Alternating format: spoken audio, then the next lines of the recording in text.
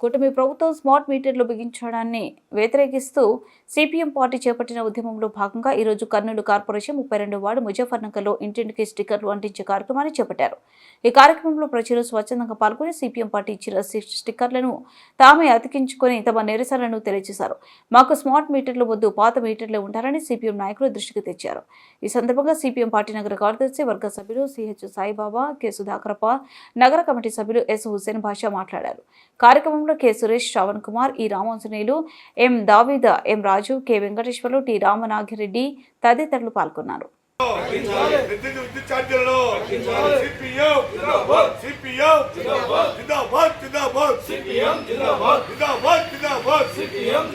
పెంచిన కరెంటు ఛార్జీలను వెంటనే కరెంటు ఛార్జీలను వెంటనే తగ్గించాలి.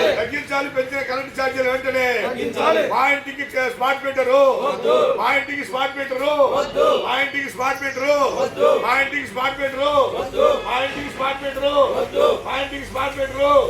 సిపిఎం సిపిఎం సిపిఎం సిపిఎం జిందాబాద్ జిందాబాద్.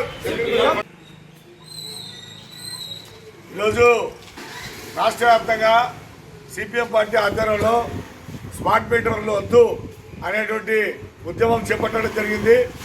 దాంట్లో భాగంగా ప్రతి ఇంటికి స్మార్ట్ మీటర్ స్టిక్కరు కనిపించేటువంటి కార్యక్రమం చేపట్టడం జరిగింది. ప్రధానంగా ఈరోజు కరెంటు విద్యుత్ ఛార్జీలకు ప్రధాన కారణం చంద్రబాబు నాయుడు.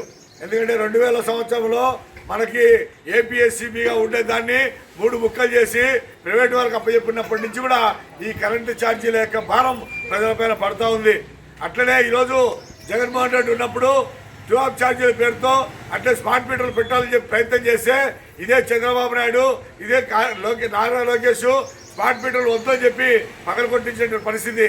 మేము అధికారంలోకి వస్తే కరెంటు ఛార్జీలు పెంచము అని చెప్పేటువంటి ప్రచారం చేసేటువంటి పరిస్థితి.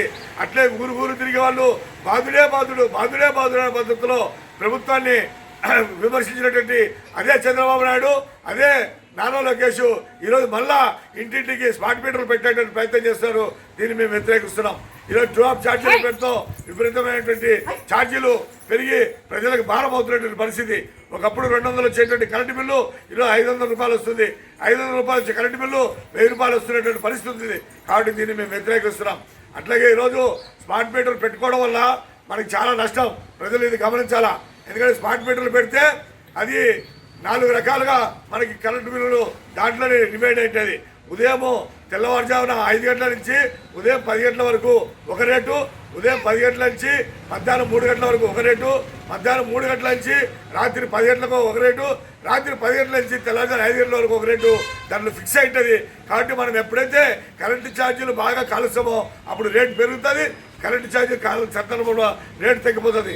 ఈ విధంగా మనకి 1000 రూపాయలు కరెంటు బిల్లులు వచ్చేటువంటి విధానం జరుగుతుంది. కాబట్టి స్మార్ట్ మీటర్లు దేశవ్యాప్తంగా వద్దని చెప్పి మేము చెప్తున్నాం. అట్లాగే ఈరోజు మన జగన్మోహన్ రెడ్డి గారు 1750 కోట్ల రూపాయలు లంచం తీసుకొని ₹1.90 కొనాల్సినటువంటి విద్యుత్తుని ₹2.50 కొని మన మీద ఈరోజు భారం వేస్తున్నాడు. ఈరోజు ఆదానికి అంటే ఇప్పుడు ఉన్నటువంటి చంద్రబాబు నాయుడు కానీ జగన్మోహన్ రెడ్డి కానీ అంబానీకి లాభం చేసే పద్ధతిలో ఈరోజు ప్రయత్నం చేస్తున్నారు తప్ప ఇక ఏం కాదు. కాబట్టి ప్రజల కోసం ప్రజలకి విద్యుత్ ఛార్జీలు తగ్గించాలా, స్మార్ట్ మీటర్లు పెట్టకూడదని చెప్పి ఈరోజు ఈ ఉద్యమం నిర్వహిస్తున్నాం.